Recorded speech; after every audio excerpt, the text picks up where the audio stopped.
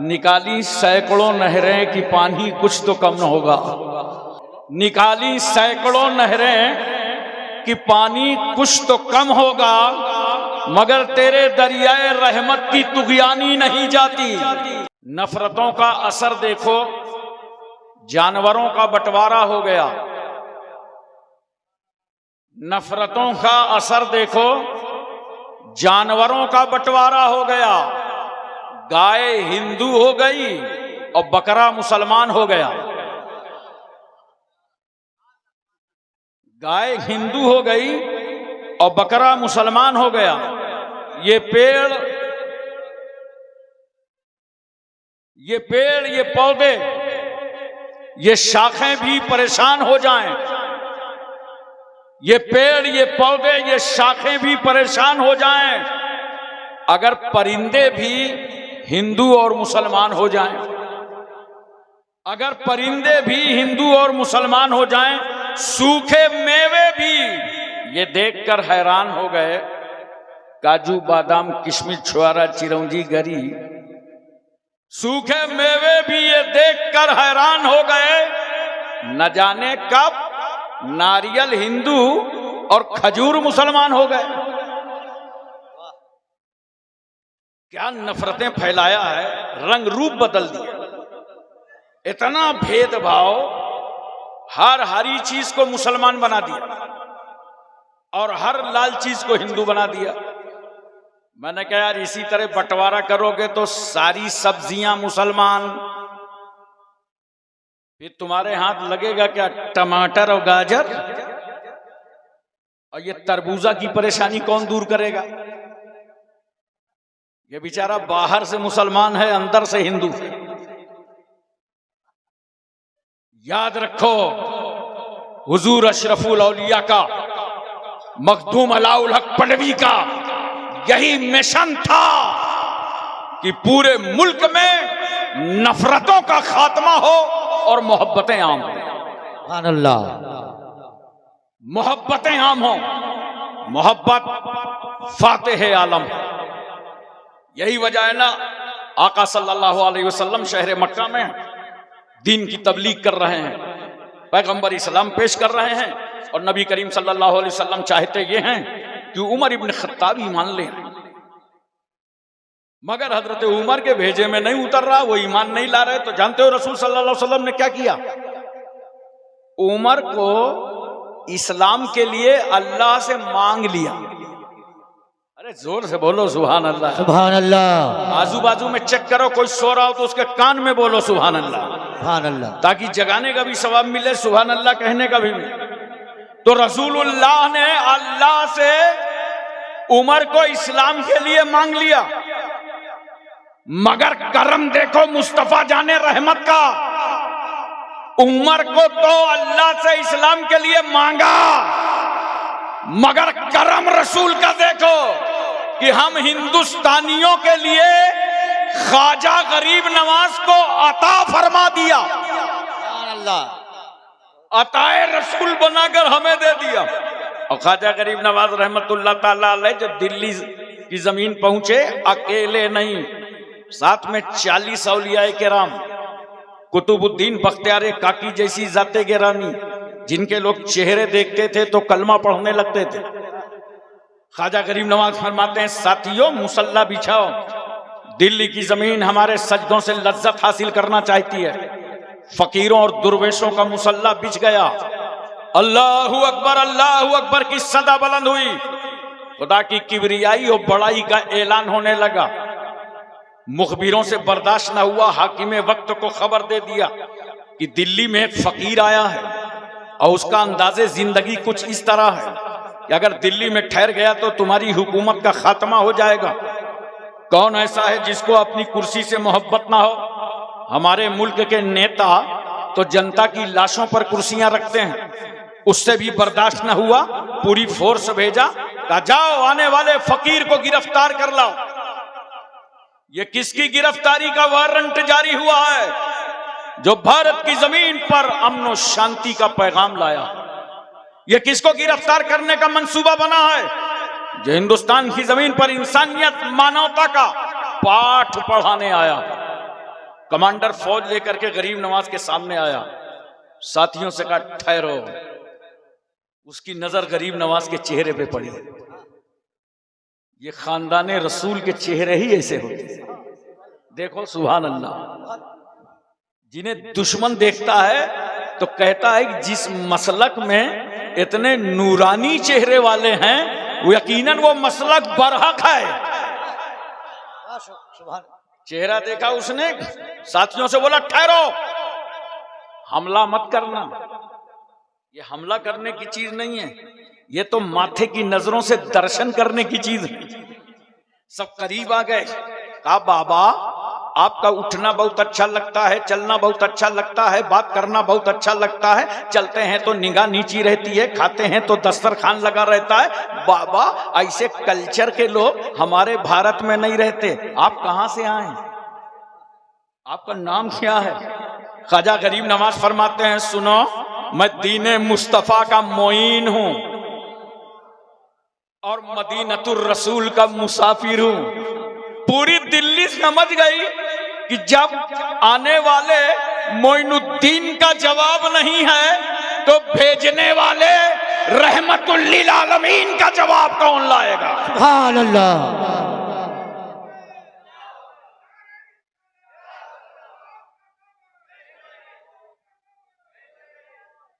कहा बाबा admission fees कितनी है? कुछ नहीं, जुबान और दिल एक करो, पढ़ो कलमा ला इलाहा इल्लल्लाह मुहम्मदुर रसूल, सबकी सब दाखिले इस्लाम हो गए। ख्वाजा गरीब नवाज ने दिल्ली की जिम्मेदारी कुतुबुद्दीन बख्तियार काकी को सौंप दी और अजमेर के लिए रवाना हो गए। बोलो मोहब्बत से सुभान अल्लाह। सुभान अल्लाह। पूरी उम्र में ख्वाजा मोइनुद्दीन चिश्ती हसन संजरी ने 90 लाख को घर वापस कर लिया। 90 लाख की घर वापसी हो गई। मैं बताना चाहता हूं इस मुल्क से हम इतनी मोहब्बत क्यों करते हैं, इतना प्यार क्यों है इस मुल्क से। अल्लाह ने आदम से कहा जन्नत से जाओ, लेकिन भेजा कहां? हिंदुस्तान। गैर मुनकसिम भारत, सरंदीप पहाड़ी आज लंका में है, उसी पहाड़ी पर आदम पैगंबर आए। जरा मैं आपकी तवज्जो चाहता हूं, इसका मतलब ये अल्लाह आदम को कहीं भेज देता, जाओ तौबा करके आओ, जाओ आदम, मगर भेजा भी कहां? हिंदुस्तान। ये वो मुल्क है जहां आदम आए, रोते रहे, रात भर आंसू पर आंसू गिरिया बेजारी करते रहे। अंधेरे से आए थे, उजाले से आए थे, अंधेरे में आ गए, रो रो के दुआ कर रहे, अल्लाह मुझे माफ कर दे, मेरी खता माफ कर दे, मेरी गलती माफ कर दे। आदम पैगंबर का सर सजदे में, कहने की इजाजत दो, पहला सजदा आदम ने भारत में किया है। सुभान अल्लाह। जिब्रील हिंदुस्तान आए हैं, अजान भारत में हुई है, और आदम तन्हा नहीं आए थे, आदम की पेशानी पर नूरे मोहम्मदी जलवागर था। सुभान अल्लाह। यही तो देखा था डॉक्टर इकबाल ने, आदम है, पेशानी है और नूरे मोहम्मदी है, तो इकबाल ने कहा था सारे जहां से अच्छा हिंदुस्तान हमारा। सुभान अल्लाह। सारे जहां से अच्छा हिंदुस्तान हमारा, हम बुलबुले हैं इसकी, ये गुलसिता हमारा। आज भी हम अपने वतन से कितनी मोहब्बत करते हैं, कितना प्यार करते हैं। क्यों? इसी वतन में जो हमें इस्लाम मिला है, जिस मजहब के हम पैरोकार हैं। कान खोल करके लोग सुन लें बड़ी ईमानदारी के साथ, हमें जिस इस्लाम को हम मानते हैं हिंदुस्तान में, मखदूम अशरफ मिशन जिस इस्लाम की तबलीग करता है, जिस इस्लाम का प्रचार करता है, वो इस्लाम हमें बाबर ज़हीरुद्दीन से नहीं मिला, वो इस्लाम अकबर जैसे अकबर से नहीं मिला, वो इस्लाम राजाओं से नहीं मिला। इस इस्लाम को भारत में हमें कुतुबुद्दीन बख्तियार काकी ने दिया है। महबूब इलाही साबिर कलियरी जिंदा शामदार वारिसे देवा मखदूम कचौसा मखदूम जाजमऊ नसीरुद्दीन चिराग दहलवी शाह जमालुल्लाह रामपुरी मुनव्वर अली शाह इलाहाबादी शरफुद्दीन याहया मुनैरी अलाउल हक पंडवी अखी सिराजुद्दीन मखदूम माही बाबा बहाउद्दीन बाबा ताजुद्दीन मखदूम शाह मीना सैयद सालार मसूद गाजी सरकार महरेरा। याद रखो जिस इस्लाम के हम पैरोकार हैं वो इस्लाम मखदूम अलाउल हक पंडवी ने दिया है, अखी सिराजुद्दीन ने दिया है और उसी इस्लाम को पढ़ाया यहाँ हुजूर अशरफुल औलिया ने है।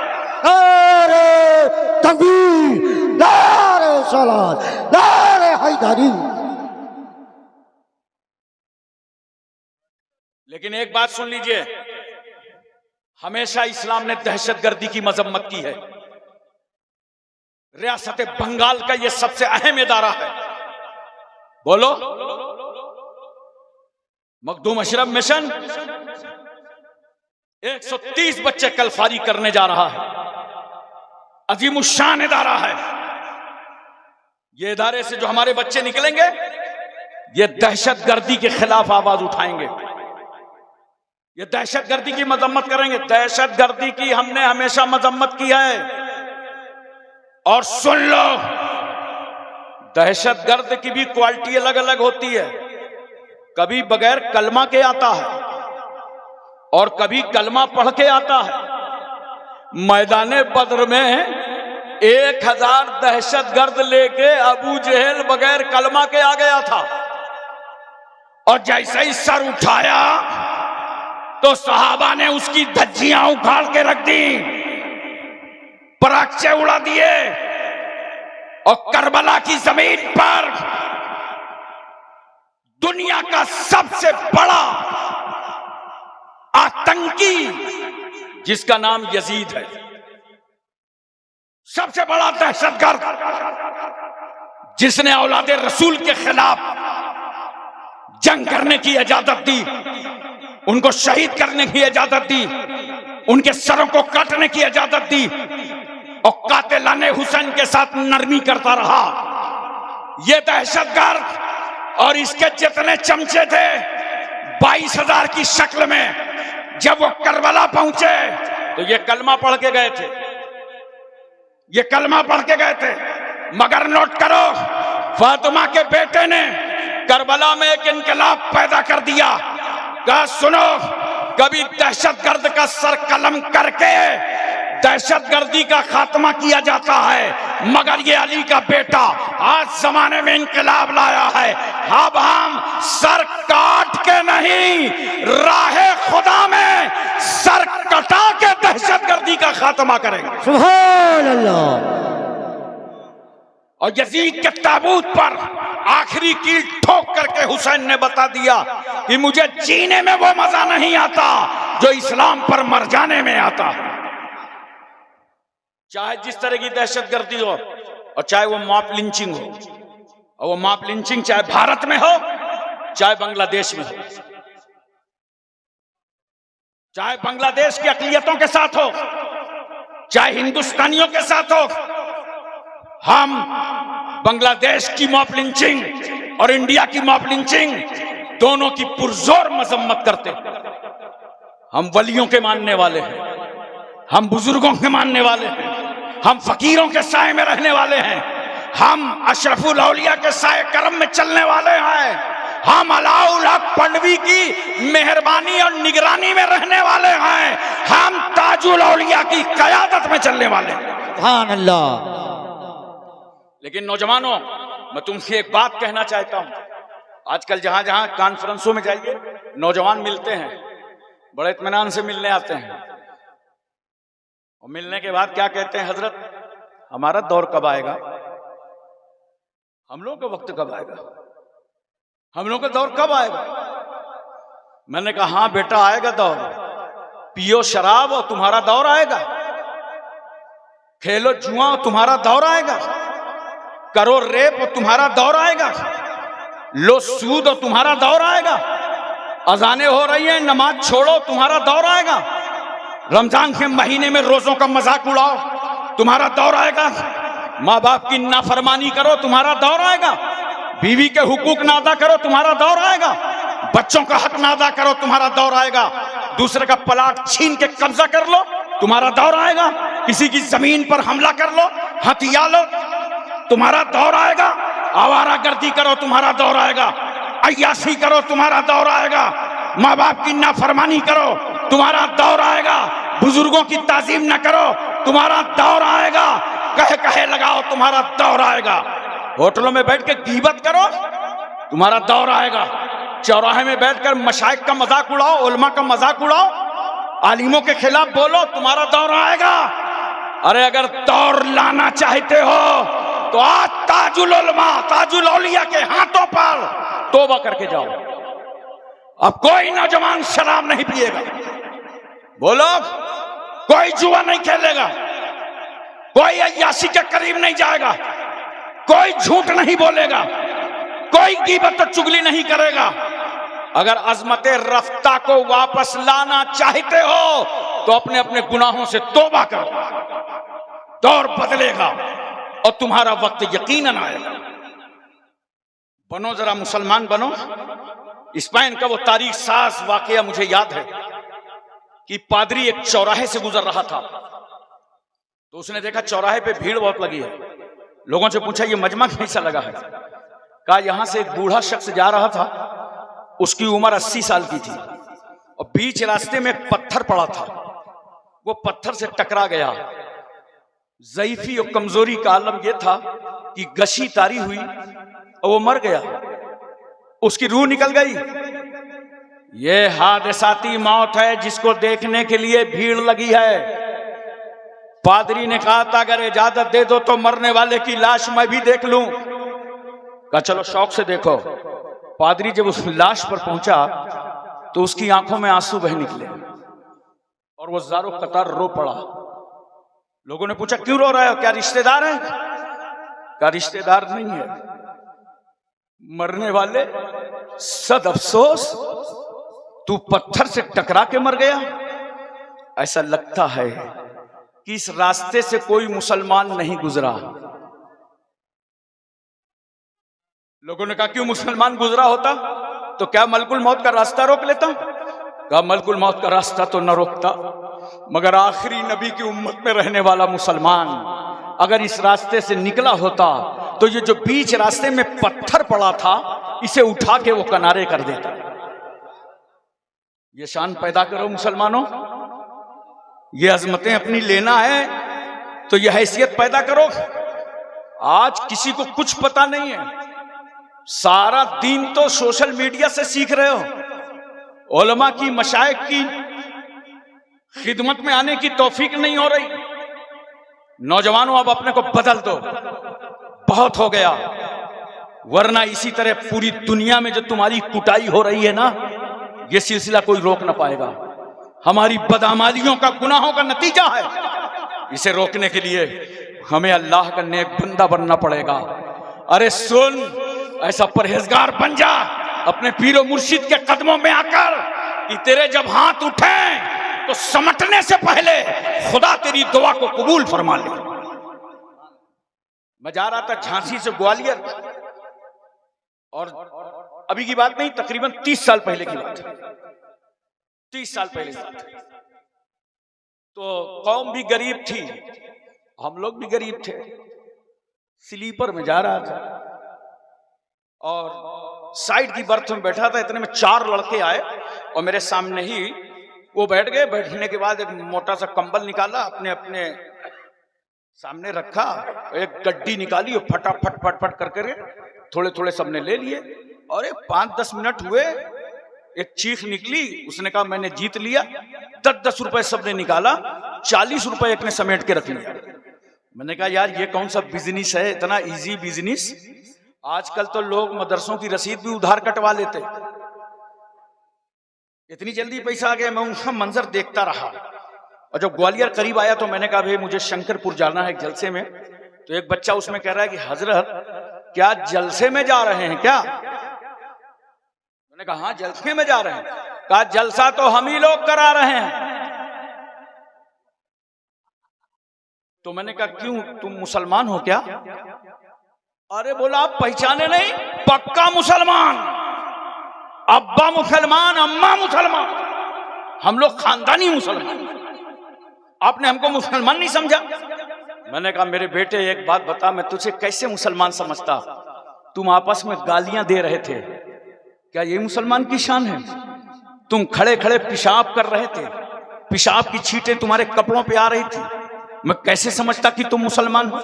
तुम जुआ खेल रहे थे, मैं कैसे समझता तुम मुसलमान हो? तुम आपस में गीबत कर रहे थे, मैं कैसे समझता तुम मुसलमान हो? मैं नहीं समझा कि तुम मुसलमान हो। एक लड़का बोला अरे बहुत जिद्दी मौलाना है, मानेंगे नहीं, चलो। मैं पहुंच गया अपनी कयामगाह। थोड़ी देर के बाद 4-5 लड़के नहा धो के बढ़िया कुर्ता पैजामा पहन के, सफेद टोपी जालीदार और मजमुआ अतर अतर लगा के आए मेरे रूम में। कहा हजरत अस्सलाम वालेकुम। मैंने कहा वालेकुम सलाम भाई, कहाँ से तशरीफ लाए, आइए बैठिए। कहाँ से आए हैं? वही मुसलमान हैं जो ट्रेन में मिले थे। आप मान नहीं रहे थे, वही मुसलमान। मैं बड़े प्यार से मैंने उनको समझाया था, नौजवानों तुम्हें भी समझा रहा हूं। मैंने कहा सुनो, इस्लाम तारुफ कराने की चीज नहीं है कि तुम बताओ कि मैं मुसलमान हूं, मैं कलमा पढ़ता हूं, मैं नमाज पढ़ता हूं, मैंने हज कर लिया है, मैंने उमरा कर लिया है। इस्लाम तारुफ कराने की चीज नहीं है, इस्लाम अपनी जात में दिखाने की चीज है। अरे जोर से बोलो सुभान अल्लाह। सुभान अल्लाह। जब तुम घर से निकलो तो माँ बाप से इजाजत लेके निकलो, माँ बाप को सलाम करके निकलो। घर से निकलो, दाहिना पैर पहले डालो जूते पे, पैजामा पहनना है तो बैठ के पैजामा पहनो। जब घर से निकलो तो तुम्हारी निगाह नीची हो। अगर रास्ते में कोई हादसा हो जाए किसी के साथ तो उसे हॉस्पिटल ले जाओ, उसकी तीमारदारी करो। ये नहीं कि जेब में जो पैसे पड़े हैं वो भी निकाल के रफू चक्कर हो जाओ। इस्लाम बताने की चीज नहीं है, दिखाने की चीज है। जब मोहल्ले से तेरा गुजर हो और निगाह नीची हो, मोहल्ले वाले कहते हैं ये नेक बच्चा जा रहा है, देखो अपनी आंखों की किस तरह हिफाजत करता हुआ चला जा रहा है। तुम्हारा उठना बैठना, अजान हो मस्जिदों के लिए दौड़ जाओ। तो याद रखो, इस्लाम तारुफ नहीं कराया जाता, इस्लाम अपनी जात में दिखाया जाता अल्लाह कि मैं मुसलमान हूं। इसलिए दोस्तों, इनकलाब लाओ, अपने को बदलो। इतने जलसे होते हैं। मुझे सबसे पहले बंगाल की धरती पर हुजूर अशरफुल औलिया ने बुलाया था और बड़े करम नवाज थे, छोटों पे बहुत करम नवाजी करते थे। यूं समझिए कि उस वक्त मेरी उम्र ज्यादा नहीं थी, 20 साल की रही होगी। तो हजरत ने एक बहुत बड़ी कॉन्फ्रेंस में बुलाया था और मजमा इतना था कि आप याद रखिएगा कि मैं सोच रहा था या अल्लाह ये मजमा है कि हश्र बर्पा हो गया। इतना मजमा ही नहीं उम्र में मैंने देखा था। और एक बात सुन लो, पूरा तवज्जो है ना? अरे जोर से बोलो यार, हूं नींद तो नहीं आ रही, जाग रहे हो ना? काबिले मुबारकबाद हो बंगाल वालों, तुम्हें सिलसिला बहुत अच्छा मिला है, शायख बहुत अच्छे मिले। मैं बगदाद शरीफ में था, हमारे एक दोस्त हैं मौलाना फजल हक साहब, कोटा राजस्थान, गौसे आजम रज़ियल्लाहु ताला अन्हु के दरवाजे के बिल्कुल सामने बैठे दोनों आदमी। और इतने में मैंने उनसे बताया कि हुजूर ताजुल औलिया, पीर तरीकत, रहबर राह शरीयत, मुर्शिद बरहक हजरत अल्लामा मौलाना अलहाज शाह सैयद मोहम्मद जलालुद्दीन अशरफी जिलानी क़िबला मद्दसिल्लहुल आली व नूरानी जानशीन हुजूर अशरफुल औलिया तशरीफ लाए हैं और माशाअल्लाह वो हर साल आते हैं। हजरत का जिक्र चल गया। जाहिर सी बात है, जिसको किसी से मोहब्बत होती है तो कहीं ना कहीं जिक्र करता रहता है। मैंने बड़े पीर साहब के आस्थाने पे जिक्र कर दिया। तो मौलाना फजल हक साहब बहुत बड़ी पर्सनालिटी है राजस्थान की, मदरसा बोर्ड के वो चेयरमैन भी रह चुके हैं, आप उनसे पूछ लीजिएगा। उन्होंने कहा मौलाना साहब जिनकी आप बात कर रहे हैं ना, हुजूर कादरी मियां और उनके वालिदे गिरामी हुजूर अशरफुल औलिया, कहा कसम खुदा की मैंने अपनी आंखों से ऐसा गैरतमंद पीर नहीं देखा। सुभान है। वो हुजूर मुफ्ती आजम हिंद रहमतुल्लाह ताला अलैह से मुरीद है। कहा इतना गैरतमंद नहीं देखा। मैंने कहा कौन सी चीज देखा? वो सुनिए। वो फरमाते हैं कि मौलाना साहब हमारे यहाँ गालिबन भेड़वाड़ा के करीब कोई जगह है, एक सेठ है, उन्होंने सेठ का नाम बताया, मैं भूल रहा हूं सेठ का नाम। कहा वो हजरत का मुरीद और इतना बड़ा आदमी है, इतना अमीर कबीर आदमी है कि हजरत या कादरी मियां साहब कुछ भी कह दें तो वो सब कुछ कर देगा। लेकिन इतने गैरतमंद घराने के ये लोग हैं। मैंने कहा आले नबी हैं, ये मौला अली की औलादे हैं कि आज तक हजरत ने उस अमीर कबीर आदमी से कोई बात नहीं कही। वो बोले ये अदा मुझे इतनी पसंद आई, इतनी पसंद आई। बहरहाल मैं अर्ज कर रहा था और आपको बता ये रहा था। हजरत अभी टाइम है। बहरहाल तवज्जो कीजिए जरा सा और प्यार से समझने की कोशिश कीजिए। हम आपको ये बताना और समझाना चाहते हैं कि एक अच्छी जिंदगी गुजारना है। देखो कितना बड़ा एहसान है हम पर आक़ाए दो आलम जनाब मोहम्मद रसूलुल्लाह सल्लल्लाहु अलैहि वसल्लम। दुनिया में जहां जहां चले जाइए आप, जो जो हुकूमतें हैं वो पब्लिक को हक कब देती हैं? जब उनके सामने धरना करो, प्रदर्शन करो, पार्लियामेंट घेरो, असेंबली का घेराव करो तो जनता को हक मिलता है। वो भी बहुत इंसाफ पसंद हुकूमतें हैं तो, और अमेरिका जैसी हुकूमत हो, ट्रंप जैसा सदर हो तो पूरी दुनिया हड़पने ही के चक्कर में लगा हुआ।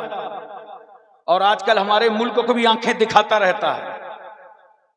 लेकिन हुकूमतें हक कब देती हैं? जब उनके सामने हाथ फैला करके भीख की तरह मांगो तब हक मिलता है। धरना प्रदर्शन करो तब हक मिलता है। मगर कुर्बान जाओ उस रहमतुल लिल आलमीन पर। मेरा रसूल मक्के और मदीने की चटाई पे जलवागर है और नबी के सामने न कोई धरना है, न प्रदर्शन है, न आंदोलन है, न कोई तहरीक है, न कोई मुतालबा है, न कोई अपील कर रहा है। मगर इतने मेहरबान है मुस्तफा इस समाज पर कि बगैर मांगे गरीबों को हक दे रहे हैं मुस्तफा, यतीमों को हक दे रहे हैं मुस्तफा, लावारिसों को हक दे रहे हैं मुस्तफा, बीमारों को हक दे रहे हैं मुस्तफा, कमजोरों को हक दे रहे हैं मुस्तफा, अपाहिजों को हक दे रहे हैं मुस्तफा, अल्लाहू अकबर, पड़ोस का हक दे रहे हैं मुस्तफा, खानदान का हक दे रहे हैं मुस्तफा, वतन का हक दे रहे हैं मुस्तफा, तुम्हारी औलादों का हक दे रहे हैं मुस्तफा।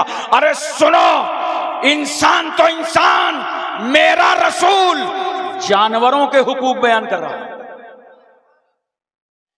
जिंदा तो जिंदा रसूलुल्लाह मुर्दों का हक बयान कर रहे हैं। बोलो एक दिन मरना है कि नहीं? बोलो यार, मरने के नाम पे कोई बोलता ही नहीं। इतना कंफर्म टिकट, बस डेट नहीं मरना है ना। बोलो, याद करो, कभी याद किया है? अपने को समझते क्या हो? दौलत का घमंड, तकवे का घमंड, परहेजगारी का घमंड, इल्म का घमंड, बड़कपन का घमंड।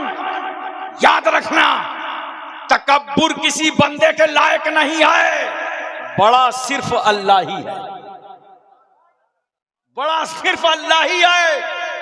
वरना याद करो वो वक्त जब तुम्हारी रूह निकल जाएगी, आंगन पे लाशा रखा होगा।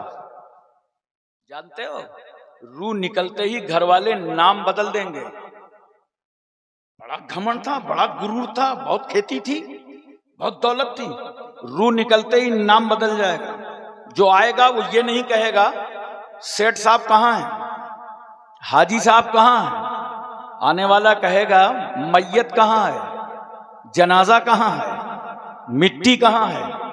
देखा, घर ही में नाम बदल गया। ये मेरे हाथ में अंगूठी है ना, मेरे घर के बच्चे इसे उतार लेंगे, ज्यादा टाइम नहीं लगेगा, 4-5 घंटे में नहलाने का इंतजाम होगा। कफन मंगा लो, पर्दे डालो, नहलाओ। नहलाने के लिए जब कपड़े उतारे जाएंगे, तुमने रोजमर्रा देखा होगा उतारने में अगर कुछ कपड़े टाइट होते हैं तो तुम्ही में से एक समझदार कहता है ठहरो, कपड़े मत उतारना वरना मुर्दे को झटका लग जाएगा, कैंची ले लो काट दे, ताकि मुर्दे को तकलीफ ना होने पाए। वाह रे इस्लाम, तेरे कानून को लाखों सलाम। पूरी दुनिया को समझाओ, बता दो अमेरिका को, समझा दो बरतानिया को, इसराइल के गुंडों को दिलो दिमाग में उतार दो, भारत की जमहूरियत के माथे पर जबर का टीका लगाने वालों को समझा दो कि जो इस्लाम एक मुर्दा को तकलीफ ना देता हो, वो इस्लाम किसी जिंदा को क्या तकलीफ देगा। वाह वाह वाह वाह, सुभान अल्लाह सुभान अल्लाह। रहमतों का मजहब है, बरकतों का मजहब है, इंसानियत का मजहब है, मानवता का मजहब है, बशरियत का मजहब है, इखलास का मजहब है, अखलाक का मजहब है, भाईचारा का मजहब है, मसवात का मजहब है, अहिंसा का मजहब है इस्लाम। नहला दिए जाओगे, 3 चादरों में लपेटे जाओगे। कितने में पैदा हुए थे बरहना, ये तो अल्लाह के शुक्र है कि 3 चादरें मिल गई और कफन में जेब नहीं होती। याद रखना, सब यहीं रह जाएगा, 3 चादरों में लपेटे जाओगे और लपेटने के बाद लेटाए किस में जाओगे? चारपाई में। बंगाल में क्या बोलते हैं? खाट। अरे बोलो यार, खाट। अच्छा, ये जिस खाट में लेटा के कब्रिस्तान तुमको ले जाया जाएगा, ये खाट आएगी कहां से? अरे जोर से बोलो, जोर से बोलो। अब मैं दूसरे जुमले में कहूं, बड़ा नाश था अपनी दौलत पर, चंदे वाली चारपाई में लिटाए जाओगे। वही बेचारा ईमान मस्जिद में चीख चीख के तुमसे कहता है 10 रुपए लाओ, 50 रुपए लाओ, खराज आते मस्जिद के लिए, तो होटलों में निकल करके इमाम की बुराई करते हो। उसी चंदे वाली चारपाई में लिटाए जाओगे। आज तक मेरी निगाह से दुनिया का कोई अमीर आदमी ऐसा नहीं गुजरा जिसने ये कहा हो कि भाई ऐसा है, मेरे मरने के बाद जरा बढ़िया से स्टील की एक चारपाई मंगा लेना, पुराने मुर्दों की चारपाई पे मत लेटाना वरना इन्फेक्शन ना हो जाए। कोई बोला? उसी चंदे वाली चारपाई पे लेटा दिया। चल लम्हा उठा लिए जाओगे, खानदान के लोग अपने दोष पर ले ले। मां कहां तक साथ देगी? दरवाजे तक। दरवाजे तक जाएगी, रोती चीखती तड़पती, और दरवाजे पे रुक जाएगी, कहेगी महल्ले वालों, अब मैं अपने बेटे का साथ नहीं दे सकती, ले जाओ, खुदा हाफिज। हाय, जिस मां को इतना प्यार था अपने बेटे से, उसने दरवाजे ही पे साथ छोड़ दिया। जो बेटे के रोने पर रोए, बेटे के सोने पर सोए, मां नींद की मिठास में गुम हो, बच्चा तड़प जाए तो मां नींद को झटक दे, रोते हुए बच्चे को अपने कलेजे से लगाकर अपना सफेद खून पिला पिला कर फिर सुला दे। हम गंदगियां देख के ठहर नहीं पाते, वो मां रात रात भर उठाती रहती है। इतना प्यार करने वाली मां कि जब तुम पैदा हो रहे थे ना, तो महल्ले की औरतें घरों में जमा हो जाती हैं, देखें पैदा होने वाला गोरा है कि काला, लड़की है कि लड़का, मगर कुर्बान जाओ माँ की मुसल्लिमुस सुबूत मोहब्बतों पर, माँ के खालिस प्यार पर। माँ ये नहीं देखती कि पैदा होने वाला गोरा है कि काला, लड़की है कि लड़का, वो तो ये कहती है महल्ले की औरतों, बस इतना बता दो पैदा होने वाला जिंदा है कि नहीं। इतनी मोहब्बत करने वाली माँ ने घर ही से साथ छोड़ दिया, कब्रिस्तान से चले आगे, कब्रिस्तान पे 2.5 गज जमीन पर उतार दिए जाओ। मैं तवज्जो चाहता हूं एक लम्हा के लिए। अभी देखो इस्लाम क्या पाकीज़ा मजहब है। लाने के बाद कब्र में उतारा, छत डाल दी गई, कहीं पत्थर की कहीं लकड़ी की, और मिट्टी देने लगे लोग। दफन किया छत डाल के, जलाया नहीं। अरे बोलो ना, जलाया नहीं। पूरी दुनिया को समझा दो, जो इस्लाम मुर्दा जलाने की इजाजत ना दे, वो इस्लाम किसी जिंदा को जलाने की क्या इजाजत दे। अच्छा, एक बात और बता दो, वजू करते हो ना? अब तो माहौल बदला है, टोटी है, पाइप है, पहले लोटा, अगर एक लोटा पानी में किसी का वजू हो जाए तो दूसरा लोटा इस्तेमाल की इजाजत नहीं है। हाँ, तकर्रुब की नीयत से आप वजू करें तो मैं उस बहस में नहीं जा रहा हूं, सीधी सीधी बहस में हूं कि एक लोटा तो बड़ी बात, एक कतरा फजूल पानी बहाने की इजाजत नहीं है। बोलो, यही बातें हैं मुसलमानों जो तुम्हें बताना है। अब पता चला हुकूमतें क्या कह रही हैं, बूंद बूंद पानी की हिफाजत करो। आज हुकूमतें पानी बचाने की बात कर रही हैं, मगर 1400 साल पहले कुरान ने कहा था कि जो लोग फजूल खर्ची करते हैं वो शैतान के भाई हैं। ये तुम्हारा हक है, एक एक कतरे पानी की हिफाजत करो। वअंज़लना मिनस समाए मान तहूरा, अल्लाह ने आसमान से पाक पानी नाजिल फरमाया। पानी की हिफाजत करो, सारी जिम्मेदारी जल निगम की नहीं है। ये इस्लाम तुमको सिखा रहा है, इस्लाम तुमको बता रहा है कि वजू जैसी पाकीज़ा इबादत, इसमें एक कतरा फजूल पानी नहीं बहा सकते। तो दुनिया को बताते क्यों नहीं हो, पड़ोसियों को समझाते क्यों नहीं हो कि जो इस्लाम एक कतरा फजूल पानी बहाने की इजाजत ना दे, वो इस्लाम किसी का खून बहाने की क्या इजाजत देगा। ये है इस्लाम। इसलिए दोस्तों, खुद भी इस्लाम को समझो। अच्छा, एक बात और मुझे बताओ, मोहब्बत के साथ, तवज्जो है ना? दफन करके वापस चले आओगे, तफसील का टाइम नहीं है। इतना बताओ, कब्र में कितने सवाल होंगे? कितने? अरे माशाअल्लाह, याद है, बहुत पक्का याद किया है। 3 सवाल 3 जवाब। वाह भाई, पहली बार जलसे में इतनी जल्दी जवाब आया है। कितने सवाल होंगे? 3। कुछ लोग कल से और कोशिश करेंगे कि ठीक से याद कर लें, हाफिज जी से, मौलाना साहब से कम 3 तो पल्ले रहें। जिनका जवाब देना आखिरत की पहली मंजिल है। मगर एक बात कान खोल के सुन लो, चाहे जितना पक्का याद कर लो, ग्रामर चाहे जितनी सही कर लो, नदवा से नहीं जामे अजहर से पढ़ जाओ, लेकिन अगर तुम्हारी मौत रसूलुल्लाह की गद्दारी में आएगी तो वहां सारी अरबी कब्र में भूल जाओगे, हा लादरी ही करते रहोगे। और अगर नबी की वफादारी में मौत आई तो सवाल याद हो या ना हो, देख नबी की मोहब्बत में तेरी रूह निकली है, फरिश्ता सवाल करता जाएगा और मोमिन कब्र में जवाब देता चला जाएगा। पहला सवाल क्या है? मन रब्बो का, तुम्हारा रब, तुम्हारा रब, जोर से बोलो। वाह वाह वाह, माशाअल्लाह। तुम्हारा रब कौन है? माशाअल्लाह माशाअल्लाह। मन रब्बो का, तुम्हारा रब। फरिश्ता पूछेगा, याद करो, बंद कर दो गुनाह करना। कब्र में जो फरिश्ता आता है ना, जमीन चीरते हुए, बड़ी बड़ी आंखें, लंबे लंबे दांत, डरावनी चेहरा, और आखिर पूछ रहा है, मन रब्बो का, तुम्हारा रब कौन? मोमिन था, कहता है रब्बी अल्लाह, मेरा रब अल्लाह है। इतने में फरिश्ते ने दूसरे सवाल की तैयारी कर दी। फरिश्ता कहता है मादीनों का।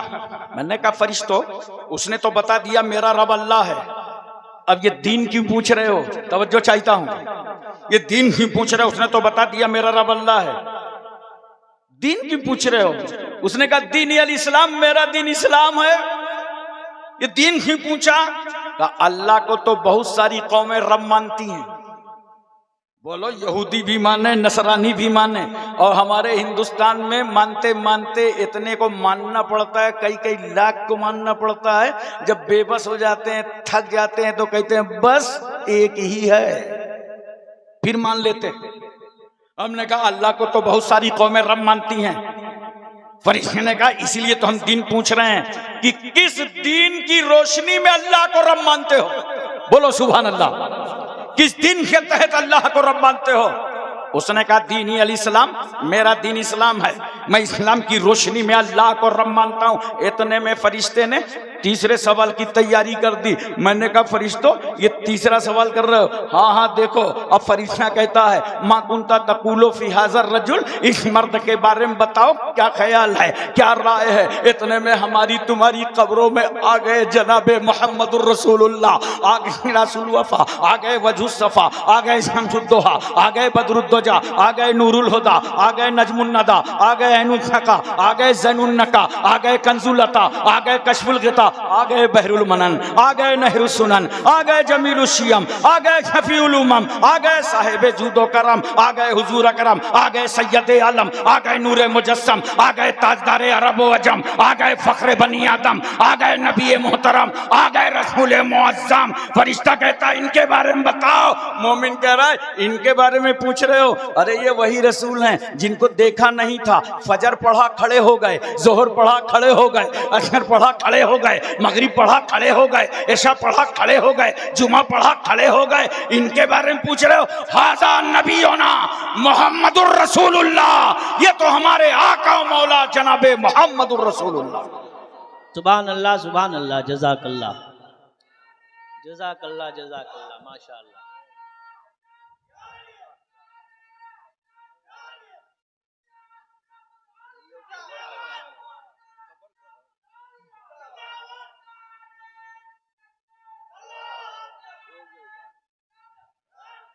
अब मोहब्बत से बताओ, जो रसूल गुंबदे खजरा में हमें ना छोड़े, जो रसूल अंधेरी कब्रों में हमें ना छोड़े, उस नबी पर सलाम हम ना पढ़ेंगे तो कौन पढ़ेगा? उस नबी से मोहब्बत हम ना करेंगे तो कौन करेगा? एक आखिरी बात सुनिए, बिल्कुल आखिरी, तवज्जो है ना? देखो जरा सा, एक और समझ के चले जाओ। जब किसी का इंतकाल हो जाए कब्र में जाके लिटा दिया करो ना, तो रिवायतों में आता है कि तलकीन किया करो। कब्र पे खड़े हो जाओ और तलकीन करो, और मरने वाले का नाम उसकी वल्दियत के साथ लो और उसको कहो याद कर जब तू दुनिया से निकला था। तो जानते हो वो दाहिने करवट होके कब्र में बैठ जाएगा। फिर जब दूसरी बात कहोगे याद कर जब तू दुनिया से निकला था, तो अंदर से क्या बोलेगा मालूम है? अल्लाह तुझ पर रहम करे। बोल कहना क्या चाहता है? अरे ये तो एक सीधी सीधी बात है।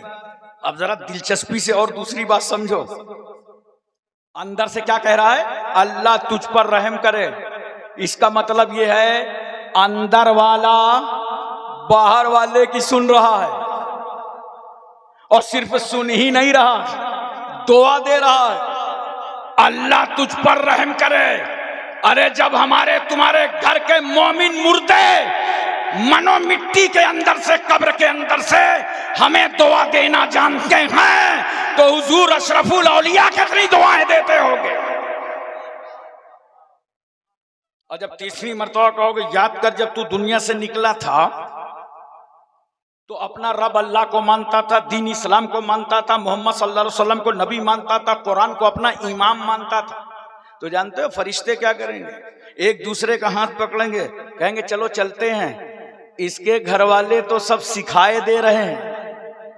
मैं बड़ी तवज्जो चाहता हूं इस मकाम पर। फरिश्ते क्या कह रहे? चलो चलें, इसके घर वाले तो सब सिखाए दे रहे हैं। यानी फरिश्तों ने इस बात की तस्दीक कर दी, कब्र के बाहर वाले जो तू कुछ कह रहा था ना, कब्र के अंदर वाले को वो सुन रहा था। ये फरिश्तों ने तस्दीक कर दी।